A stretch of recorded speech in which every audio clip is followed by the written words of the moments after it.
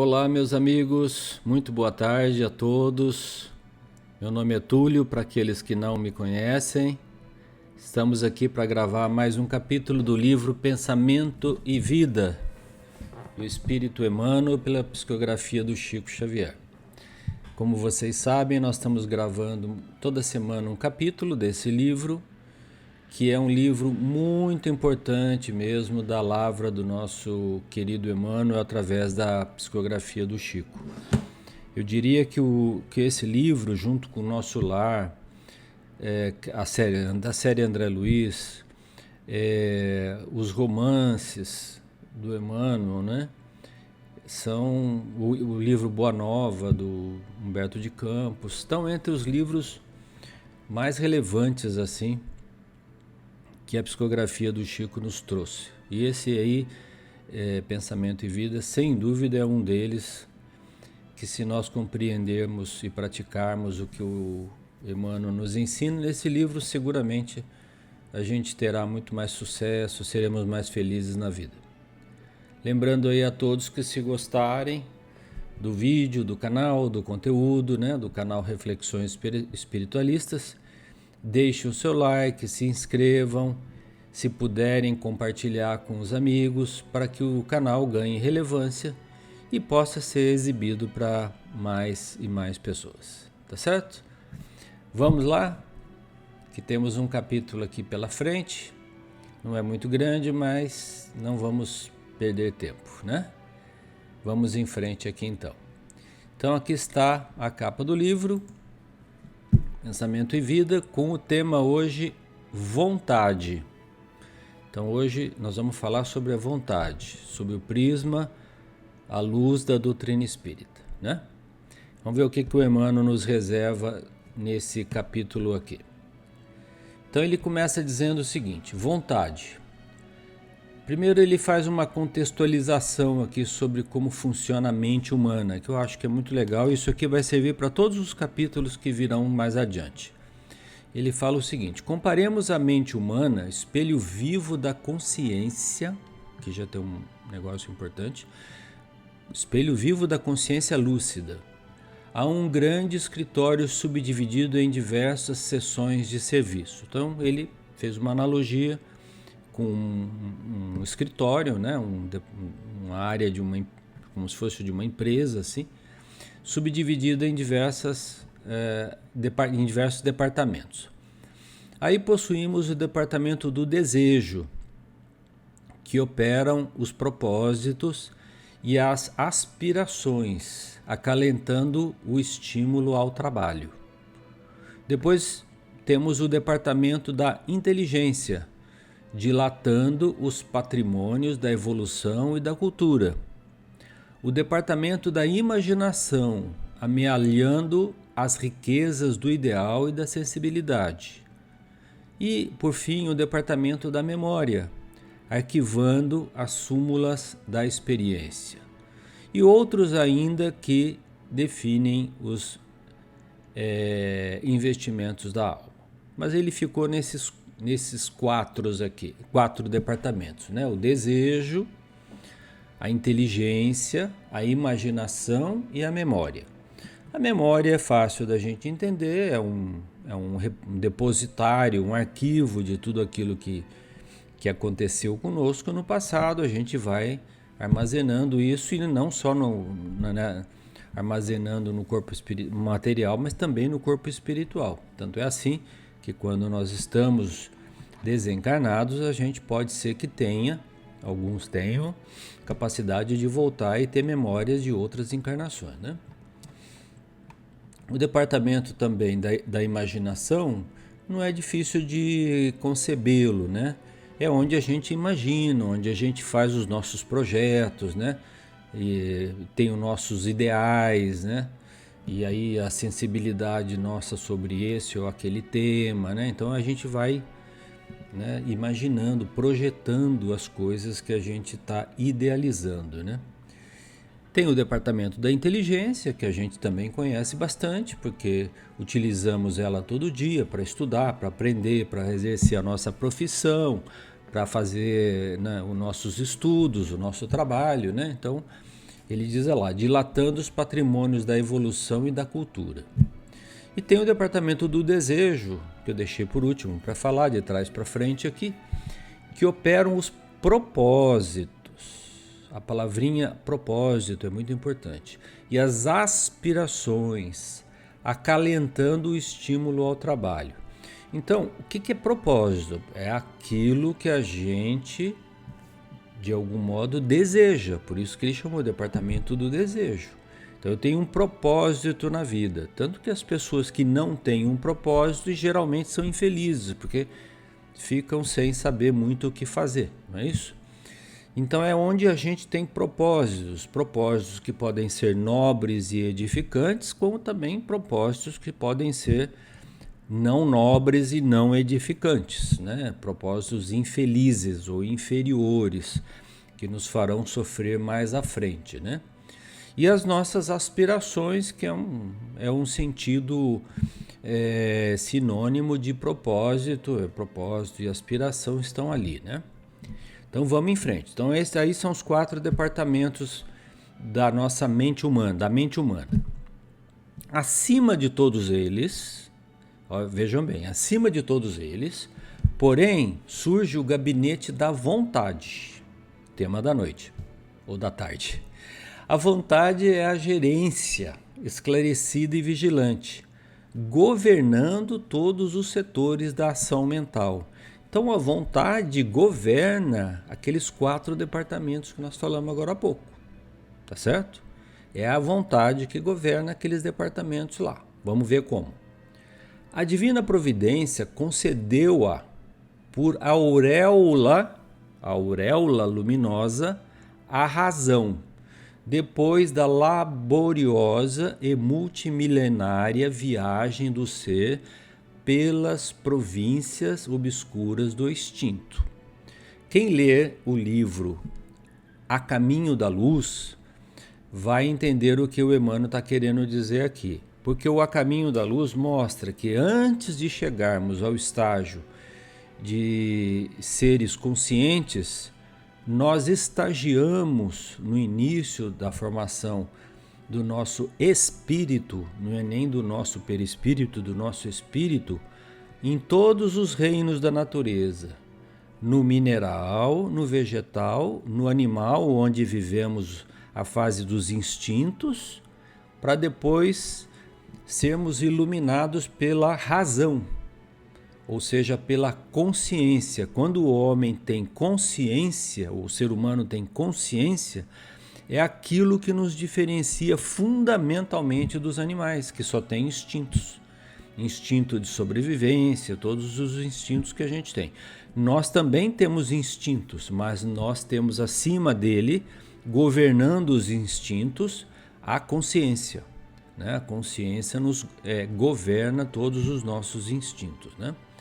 Então essa viagem que nós fizemos nos 4 reinos, ou nos 3 reinos anteriores, nos deu experiências importantes por espírito, tanto na área, no reino vegetal, onde adquirimos sensibilidade à luz, ao oxigênio, né? Como nos animais, aprimorando alguns dos nossos instintos, né? De sobrevivência, de vivência, de convivência em grupo, né? Quando é o caso, até chegarmos no Homo sapiens, que é um dos digamos, é o último estágio dos hominídeos, que foram paulatinamente adquirindo a razão e a consciência. Então, ele continua dizendo assim: para considerar-lhe a importância, basta lembrar que ela é o leme de todos os tipos de força incorporados ao nosso conhecimento. Quem que é o leme? Né? É a vontade. É a vontade. Né? Então, ela é parte do mecanismo da razão.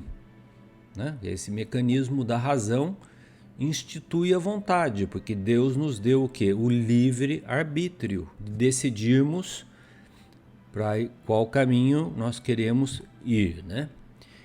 Então vamos continuando que vai ficar cada vez mais claro mais à frente. Ele fala assim: a eletricidade é energia dinâmica. O magnetismo é energia estática. O pensamento é força eletromagnética, ou seja, é as duas coisas juntas. É energia estática e dinâmica ao mesmo tempo. Pensamento, eletricidade e magnetismo conjugam-se em todas as manifestações da vida universal, criando gravitação e afinidade, assimilação e desassimilação, nos campos múltiplos da forma que servem à romagem do espírito para as metas supremas traçadas pelo plano divino. Então Deus traçou para nós metas que estão lá no plano divino dele para cada um de nós. Através do nosso pensamento, nós vamos galgando, né, estágio por estágio, condições de nós irmos melhorando, nos afinando a esses objetivos ou metas superiores que a divina providência, que Deus preparou para cada um de nós. E que ferramenta nós utilizamos para fazer isso? Nós utilizamos o pensamento. E a vontade é uma das que regulam aquilo que a gente vai fazer de bom ou de ruim com todos os demais instrumentos que nós temos à nossa disposição, a inteligência, a memória, a imaginação, né? Então ele continua dizendo assim: a vontade, contudo, é o impacto determinante. Olha bem, nela dispomos do botão poderoso que decide o movimento ou a inércia da máquina. É como se a gente estivesse dirigindo um carro e a vontade é o que define para nós se nós vamos pisar no acelerador, se vamos pisar no freio, se nós vamos virar à direita, se nós vamos virar à esquerda.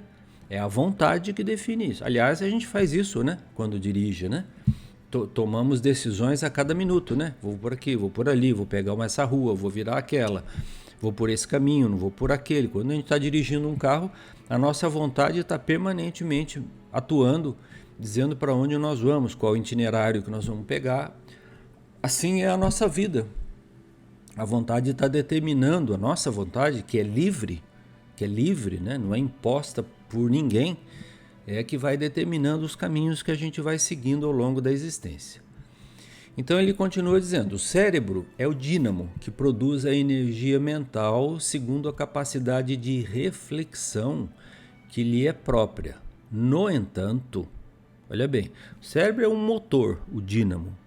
No entanto, na vontade, temos o controle que dirige nesse ou naquele rumo, estabelecendo causas que comandam os problemas do destino. É o que acabamos de falar, tá certo?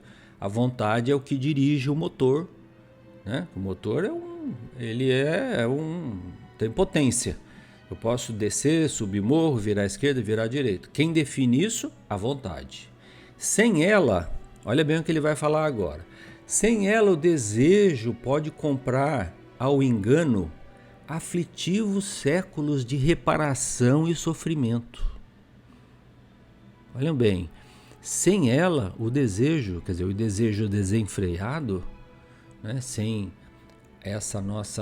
o controle disciplinado da vontade, né, pode comprar aflitivos séculos de reparação e sofrimento, né? A inteligência pode aprisionar-se na enxovia da criminalidade, porque nós podemos usar a nossa inteligência para o bem ou para o mal, né? Podemos usar a inteligência para projetar, por exemplo, um trabalho de assistência a milhares de pessoas ou roubar um banco, né? Estamos usando a nossa inteligência, os nossos neurônios. A imaginação pode gerar perigosos monstros na sombra. Então, vejam só, quantas e quantas pessoas se encontram hoje nos manicômios, nas casas de tratamento mental, porque exageraram a dose da imaginação, né? E não controlaram, através do desejo, a imaginação exacerbada. Então surgem os distúrbios mentais, né? As fobias, os excessos que são chamados muitas vezes de paranoia, né? Aquela pessoa tem uma imaginação exacerbada, acho que está todo mundo perseguindo ela. Então o que é isso? É o desejo incontrolado, que põe a imaginação desenfreada a pensar qualquer coisa. No entanto, a imaginação positiva, nós podemos imaginar coisas boas. Eu vou imaginar um futuro melhor para minha família, vou imaginar um futuro melhor para o meu filho, vou querer que ele seja médico, vou pedir para ele estudar, vou ajudar ele a se formar, não sei, numa profissão, em medicina, engenharia, advocacia, não sei o que, dentista, sei lá. Entende? Então a gente pode imaginar, fazer projetos positivos na vida, né? A memória, não obstante fiel à sua função de registradora, né, quase um computador, conforme a destinação que a natureza lhe assinala, pode cair em deplorável relaxamento. Então você também pode, né, perder a capacidade de memorizar as coisas. Isso às vezes acontece em doenças degenerativas, mas aqui nós estamos falando do descontrole do desejo, tá certo? E para finalizar, o Emmanuel diz o seguinte: só a vontade é suficientemente forte para sustentar a harmonia do espírito. Harmonia do espírito.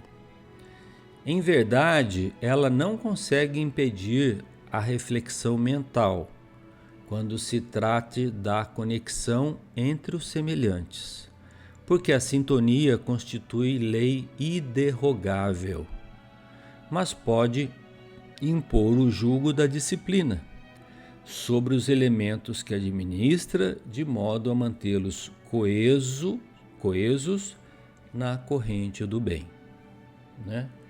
Então, quando ele fala de harmonia do espírito, pensemos numa orquestra em que temos violino, violoncelo, piano, acordeon, né? Violão, vários instrumentos musicais. Esses instrumentos individualmente podem tocar notas maravilhosas, divinas. Mas para que uma sinfonia seja perfeita, exige um maestro que assinale o momento certo da entrada e saída de cada um dos músicos com seus respectivos instrumentos. Assim é a vontade. Ela é o nosso maestro da nossa sinfonia. Ela diz quando deve tocar o violino, o piano, né, o acordeon, o violoncelo. É o maestro para que a sinfonia seja o quê? Harmônica. Então, para ter harmonia, e harmonia pressupõe mais tarde equilíbrio. Equilíbrio pressupõe também consciência tranquila. Consciência tranquila mais tarde nos dará paz de espírito e, portanto, felicidade. É importante a gente controlar, disciplinar o nosso desejo. Ele só faz uma ressalva, ele diz: olha, a única coisa que a vontade não pode impedir é a reflexão mental causada pela sintonia entre diversas pessoas, porque são leis inderrogáveis. É igual eu querer falar, não, vou cancelar a lei da gravidade. Impossível. A lei da gravidade é uma lei universal. Eu não consigo cancelar a lei da gravidade. Não, eu não quero mais a lei da gravidade. Não. A reflexão mental, a sintonia entre as criaturas também é uma lei universal. Quando a gente está conversando com alguém ou pensando em alguém, nós estamos em sintonia com aquela pessoa. E essa sintonia pode ser positiva ou pode ser neutra ou negativa. Neutra é quando a gente, na verdade, não está pensando, tá certo? Mas se ela for positiva, nós estamos pensando no bem, né? Na corrente do bem, como o Emmanuel falou aqui, tá certo?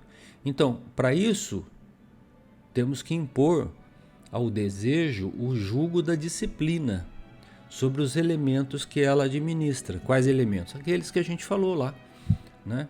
a memória, a inteligência, tá certo? A imaginação, a gente tem que disciplinar essas coisas. Então a nossa mente, ela tem que ser permanentemente disciplinada. É como qualquer órgão do nosso corpo, né? Se você exagerar, por exemplo, na comida e na bebida, você vai ter uma disfunção alimentar. Você vai causar uma distorção não normal em algum órgão digestivo. O mesmo vai acontecer com a nossa mente. Nossa mente está situada no nosso cérebro, onde é o motor da nossa vida, mas ele exige disciplina. Eu me lembro que quando o Emmanuel apareceu pela primeira vez para o Chico, né? Acho que alguns já conhecem essa história, mas não custa relembrar, e falou que ele tinha que escrever vários livros, no início 30 livros, né? Acabou escrevendo muito mais, né? Como nós sabemos. E ele perguntou, mas senhor Emmanuel, para eu poder... Eu sou um ser muito simples, não tenho cultura, então para eu poder atender seu pedido de escrever esses livros, né? O que eu preciso? Né? O Emmanuel falou para ele, olha, você precisa de 3 coisas. Quais são? Disciplina, disciplina e disciplina. Porque sem disciplina, gente, a nossa vida é um caos, é um desgoverno, tá certo? Nós temos que ter disciplina para tudo, para comer, para se alimentar, para dormir, para fazer o bem, para pensar em coisas boas, para trabalhar, para cuidar da nossa família, para gerir os nossos negócios, tudo exige disciplina. Quem que entra numa faculdade sem estudar, sem disciplina? É difícil, né? Então tudo isso tem que ser feito um paralelo com o nosso cérebro, com o nosso pensamento. É ele que dirige a nossa vida. Se a gente tiver disciplina mental, que pressupõe algumas dessas coisas que nós falamos aqui hoje, certo? Nós teremos mais chance de sucesso, né? De seguirmos aquilo que falou aqui atrás um pouco, ó. Metas supremas traçadas pelo plano divino, né? Deus tem metas para cada um de nós, mas para nós atingirmos essas metas, exigirá de nós disciplina mental, né? Essa disciplina mental tem que ser adquirida à custa de exercícios mentais diários, né? Então é isso, minha gente. Fiquem com Deus. Boa semana para todos aí, né? E na semana que vem a gente volta para falar sobre pensamento e vida junto com o Emmanuel e o nosso Chico Xavier, tá bom? Um beijo aí no coração de todos. Fiquem com Deus.